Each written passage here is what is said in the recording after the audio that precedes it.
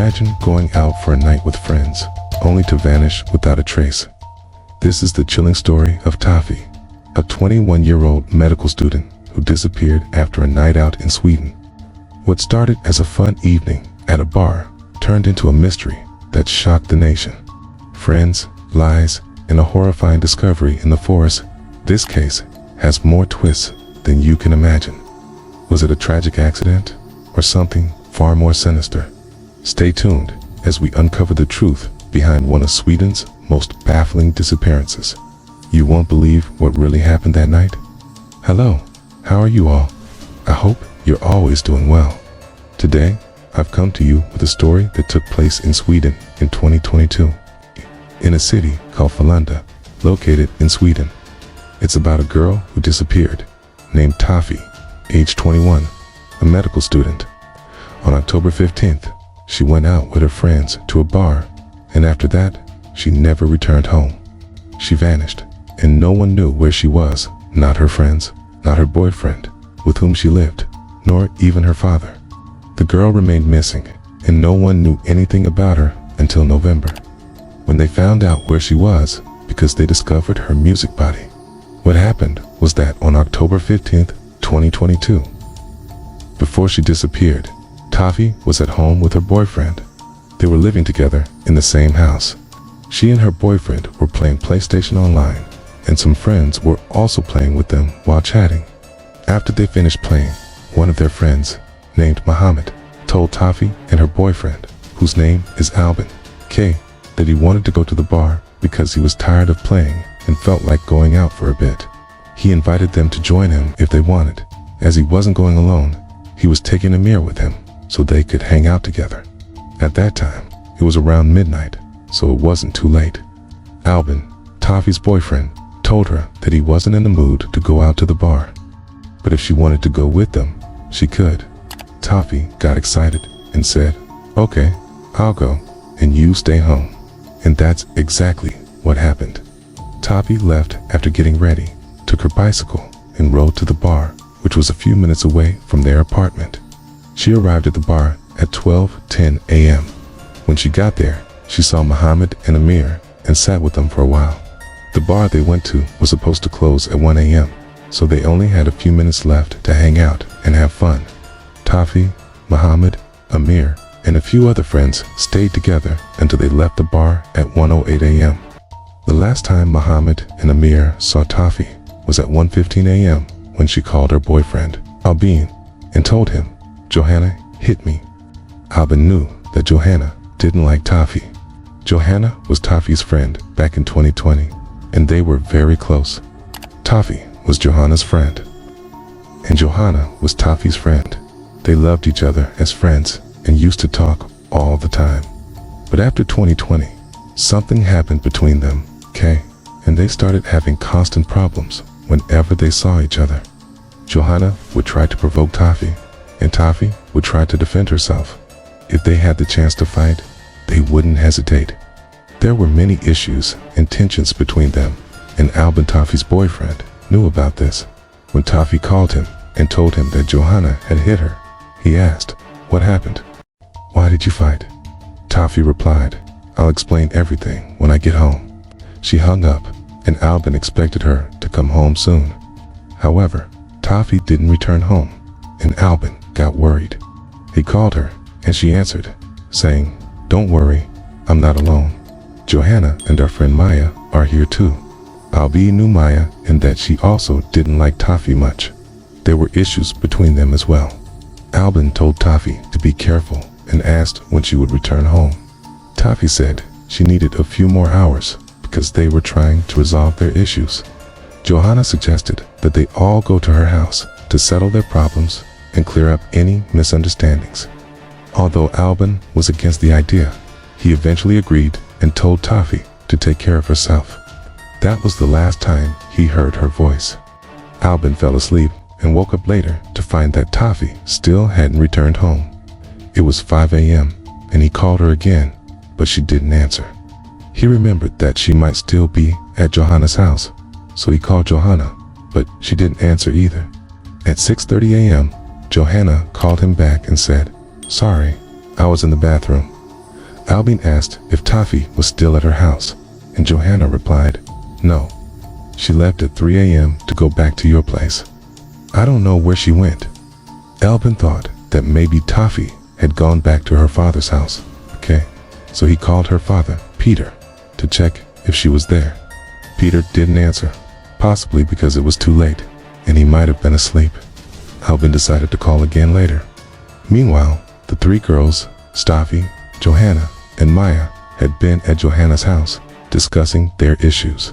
It's possible that Tawfi's phone was in her bag, and she didn't hear it ringing, which is why she forgot to inform Albin that she wouldn't be returning home that night. By 9 a.m., Tawfi still hadn't returned home, and Albin called her father again. This time, Peter answered and said, "I don't know where my daughter is. She didn't come home, and I have no idea where she is. She didn't call me, and she's not here." Albin was confused. Where could she have gone? She wasn't at Johanna's house, her father's house, or their home. Where could she be at such a late hour? Albin called Johanna again, and she repeated the same story, saying, "The girl left my place at 3 a.m., and I don't know where she went. We resolved our issues, which were pretty silly, to be honest. I saw her take her bicycle and leave." Albin was puzzled, because it was unusual for Tawfi not to return home, or at least inform him if she was staying elsewhere. Her father, Peter, was also confused. They both started searching for her around her house, but found nothing. Peter went to search near Johanna's house and noticed that Tawfi's bicycle was about 200 meters away from Johanna's place. He was surprised because the bicycle was alone, and there was nothing in the basket attached to it. Tawfi wasn't near the area either. Peter searched everywhere but couldn't find her. He assumed that since the bicycle was there, she might have been walking along that road or stopped somewhere nearby. However, he couldn't find her. By the afternoon, Peter and Albin decided to go to the police station to report Tawfi's disappearance. When they arrived at the police station, they provided all the necessary information about Tawfi. She was 160 centimeters tall, had fair skin, curly red hair, was 21 years old. They also mentioned that she was taking medication for depression. Peter speculated that maybe Tawfi had run away due to her depression, but he didn't think she would leave without telling anyone. The police began their investigation, starting with the people who were at the bar with Tawfi. Muhammad and Amir said that Tawfi seemed normal and hadn't drunk much. They didn't notice anything unusual. However, people who stayed outside the bar after it closed mentioned that they heard a commotion, as if some girls were fighting, but they didn't see who it was. They only heard screaming and then left because it was late. This matched Tawfi's call to Albin, where she said Johanna had hit her. It seemed that the girls were indeed fighting at that time. Later, they went to Johanna's house, which suggested that the noise the people heard was accurate. The police went to Johanna's house to question her. Johanna repeated the same story, saying that Tawfi had come to her house with Maya to resolve their issues. She explained that the problems were typical girl issues. Tawfi wanted attention and felt left out. When Johanna and Maya talked to each other, Johanna claimed that Tawfi was jealous and always wanted to be the center of attention. The police left Johanna's house and questioned some neighbors. One neighbor told the police that he had heard screaming coming from Johanna's house that night. The screaming didn't stop and seemed to escalate, as if the girls were fighting. The neighbor even went out with his son to knock on Johanna's door to ask them to quiet down because they couldn't sleep. When they knocked, the noise stopped, and Johanna opened the door a few minutes later. She apologized and said that her friend Maya was vomiting in the bathroom, which was why there was so much noise. The neighbor's son then offered to take Johanna to McDonald's to get some food for Maya, as she was feeling unwell. Johanna accepted, and they went to McDonald's together. The police later checked the surveillance footage from McDonald's and confirmed Johanna's story. However, what was confusing was Tawfi's phone records. The records showed that Tawfi's phone was last active around 3:15 a.m., moving between Johanna's house and McDonald's. By 3:55 a.m., Her phone was detected in a forest area, far from Johanna's house. The phone kept turning on and off, and when it was on, the police could track its location. Johanna told the police that she hadn't seen Tawfi's bicycle, even though it was found 200 meters away from her house. The neighbor's son, who had taken Johanna to McDonald's, said he had seen a bicycle but didn't know if it was Tawfi's.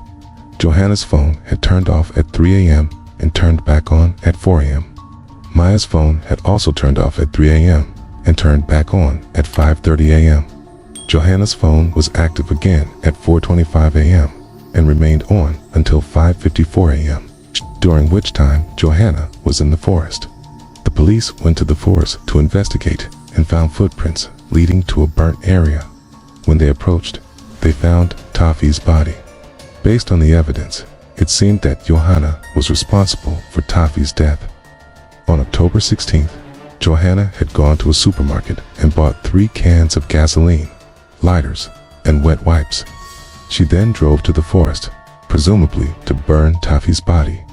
The police searched Johanna's house and found evidence linking her to the forest, such as traces of leaves and dirt on her shoes. They also found Tawfi's DNA in Johanna's bathroom and car. All the evidence pointed to Johanna being the perpetrator. Maya was also questioned, and although she denied any involvement, the police suspected she might have helped Johanna.